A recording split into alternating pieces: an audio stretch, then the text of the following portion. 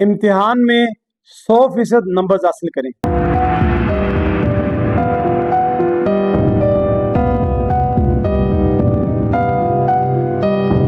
किसी भी क्लास से आपका ताल्लुक है, आप क्लास 9th में है, 10th में है, फर्स्ट ईयर में, सेकंड ईयर में, आपके बच्चे पढ़ते हैं तमाम क्लासेस में, या आप टीचर हैं, ये वीडियो आपके बड़े काम आने वाली है। 4 मुख्तलिफ बातें, उन पर अगर आप अमल कर लेंगे तो सिर्फ 4 नकात काफ़ी हैं कि आपके इम्तिहान में, आपके बच्चों के इम्तिहान में, अगर आप स्टूडेंट हैं तो आपके इम्तिहान में 100% मार्क्स आ सकते हैं।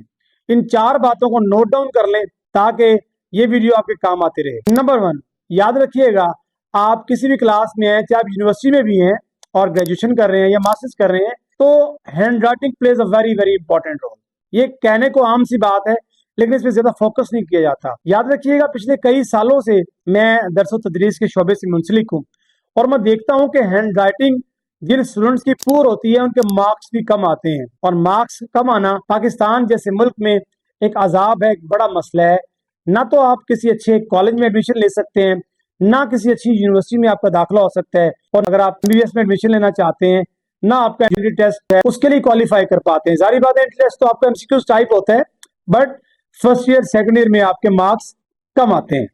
और मैंने उन लोगों को 100% मार्क्स लेते देखा है जिनकी हैंड राइटिंग अच्छी है। इवन के उर्दू जैसे सब्जेक्ट में भी 100 आउट ऑफ 100 मार्क्स उन स्टूडेंट्स के आते हैं। तो हैंड राइटिंग पे बहुत फोकस कीजिए। ऐसे तलबा और तालबात जो छोटी क्लासेस में हैं, आप ग्रेड 3, 4, 5, 6 स्टूडेंट्स हैं, या उनके पेरेंट्स ये बात सुन रहे होंगे, यकीनी तौर पर आप अपने छोटे बच्चों को अभी से हैंड राइटिंग पर काम करवाएं। माजी में आपने देखा तख्तियां लिखी जाती थी, गाची के साथ उसको साफ किया जाता था, और ज्यादातर गवर्नमेंट स्कूल होते थे, लेकिन with the passage of time ये चीजें खत्म होती चली गई, और हमारे स्टूडेंट्स में ये चीजें इस वक्त करंटली ये बहुत पुअर सिचुएशन है हैंड राइटिंग की।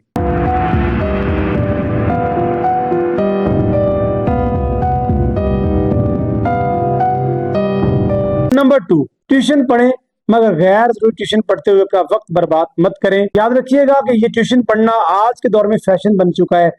हर दूसरा तालिब इल्म, हर दूसरी तालिबा क्या करती है, ट्यूशन पढ़ रहे होते हैं, चाहे वो 9th 10th ग्रेड के स्टूडेंट्स हैं या intermediate first year, second year, third year, fourth year के स्टूडेंट्स हैं, वो ट्यूशन पढ़ते हैं। उनको लगता ये है कि वो साथ वाला मेरा जो क्लास फेलो है, मेरी जो क्लास फेलो वो ट्यूशन पढ़ रही है, मैं भी पढ़ूंगा तो मार्क्स बहुत अच्छे आएंगे। बट ऐसा होता नहीं है एक्चुअली, क्योंकि जो टारगेट्स स्कूल की क्लास या कॉलेज क्लास में से उनको मिलते हैं वो टारगेट्स अचीव नहीं हो पाते, तो ट्यूशन पे बाकी जो टारगेट्स हो रहे हैं वो कैसे अचीव हो पाएंगे। सो ट्यूशन जरूर पढ़ें, लेकिन जिस सब्जेक्ट की ट्यूशन की आपको जरूरत है आप वही पढ़ें, अदरवाइज अपना वक्त जाया मत कीजिए, because time is also your teacher, और बड़े काम आने वाला है। नंबर 3, ऐसे तलबा और तालबात जो ग्रुप स्टडी करते हैं या जिनके साथ वो टेबल पे जाके बैठते हैं, चेयर के साथ बैठते हैं, उन लोगों से मोहतात रहे जो गलत किस्म की एक्टिविटीज में पाए जाते हैं।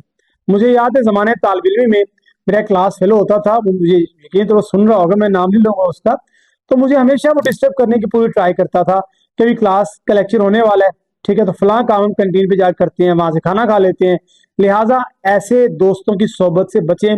याद रखिएगा, जैसी कंपनी आपकी होगी यकीनी तौर पर आप भी वैसे ही होंगे।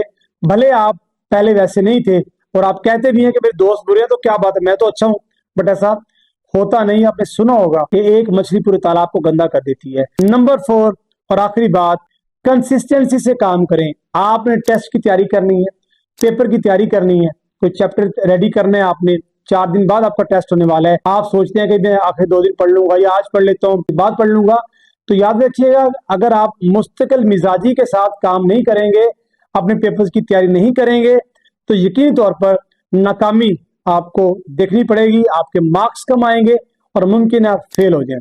इन 4 पॉइंट्स पे अमल कर लें, आप देखेंगे कि आपके मार्क्स किस तरह से बढ़ना शुरू हो गए हैं। सलामत रहें।